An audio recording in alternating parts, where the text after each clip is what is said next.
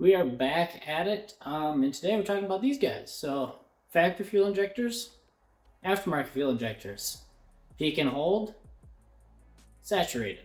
So, obviously, this can't be run with the factory ECU. This can't be run with standalone, so we got to swap them around. And while I'm doing that, I'm also going to change out the fuel pressure regulator, not because I need to, but because the injector data for this matches a 3-bar. I found a 3-bar fuel pressure regulator, so we're also going to install that.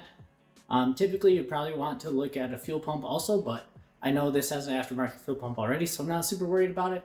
Plus, we're not pushing any more power than what the factory system was, so I don't really see a reason to do that. We're just bumping the pressure up from 2.8 bar to 3 bar. Hardly any difference, but the best part is it looks like these are just drop-in replacements, so let's get to it. Now, sadly, we have to undo a bunch of work that I did the first time around because we reinstalled the fuel rail and installed coils on top of it. So I need to get the fuel rail back out, and then we'll do the work that we need to do. So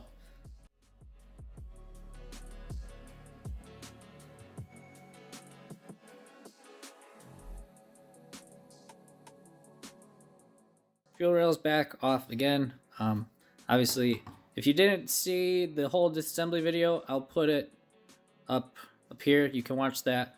It's kind of drawn out because I had to take off way more than I needed to, but here's your OEM Porsche 944 2.5 liter fuel rail. Pretty sure these are the same across everything. Actually, I take that back. So this is off of a 1988.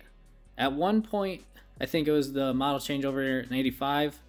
These kind of changed position on the rail, so mileage may vary, but this is at least what I got, so this is what I'm working with. So here is your 3-bar fuel pressure regulator. This is not a Porsche part. This is a interchangeable part from some other random car. I think it was a Seat, Volkswagen, something over there in Germany that used a very similar part because automotive suppliers back in the day used to like to carry over things. So not a Porsche part, but looks pretty darn close. So we're gonna run with that, and yeah, let's get to it.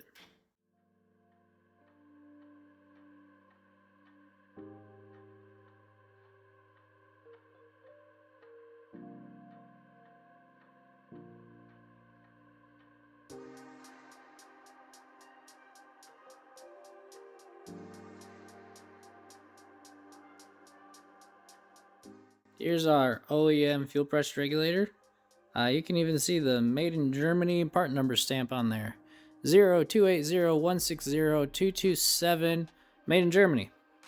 Obviously this doesn't have that, but I would say they're interchangeable.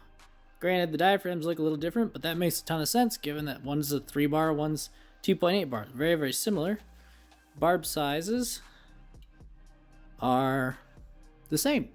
So that means fuel lines will bolt right up. And then honestly the biggest thing that, let's see if I can get this. O-rings are the same size. So that means this is gonna bolt right in. And then if we even look at the mounting face to the O-ring seat, it is also the same. So I have zero doubts this is gonna bolt right in and be shiny, pretty, new, and a happy accident. Not an accident, this was planned. So let's chalk that in. Spent some time, just cleaned up this opening. There wasn't a whole lot of stuff there, which is actually really nice, but here's a little trick for O-rings that I learned from my dad. Petroleum jelly.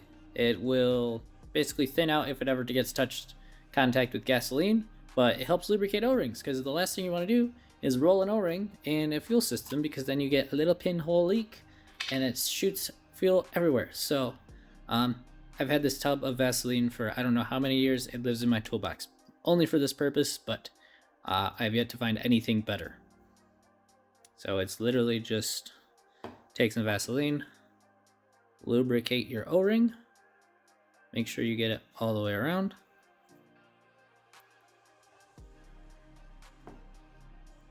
Honestly, I prefer to put extra just to make sure because I have no idea where this O-ring is from. I don't know how to source this O-ring, and I don't want to have to replace it. So that's all there is to that.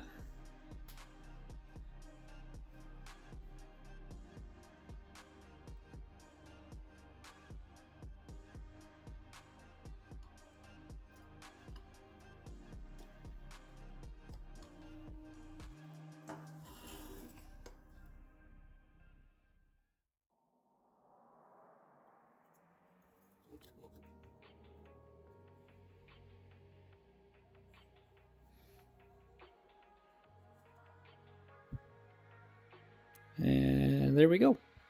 Run the bolts in. There's a new fuel pressure regulator.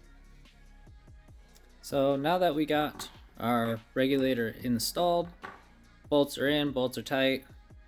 O-ring looks like it didn't roll over, which is always a good thing. Now it's just the last thing that I can do, because the intake's gonna have to come off for some other stuff. I have to do that online. But what I can do is install new injectors. So the greatest thing is that these look like to be a drop-in replacement, so the internet didn't lie to me. Yes, the ends are a little bit different. These are probably 30 to 40 years of technology different from each other, as you can see from the size. But oddly enough, they both use Bosch connectors that are identical, so that's just a weird learning for the day. But it also looks like the retention clips can be carried over, which basically they just hold the injector into the rail when you remove it or install it to make sure you don't have to worry about these O-rings. These O-rings are the super critical ones. These ones not so much, because there's not high pressure fuel on this side of the rail, or on this side of the injector. It's actually vacuum. So even if this has a teeny tiny leak, it's not the end of the world. It is if it's on this side. That's an engine fire. So yeah, these look to be exactly the same diameter, just significantly different over time in technology. So yeah, let's slap these in, and that's the fuel system, and then on to the next thing.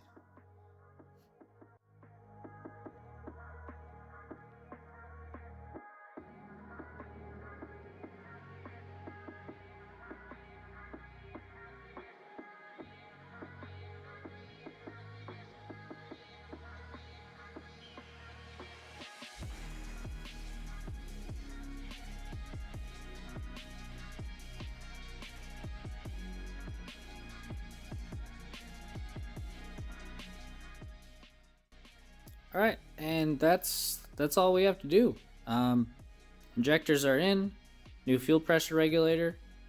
This is honestly the easiest fuel upgrade for a fuel system I have ever done and probably ever will do. So, yeah, short video this week. But yeah, I'm happy with this, and next we get to work on the actual complicated stuff. So stick around for that.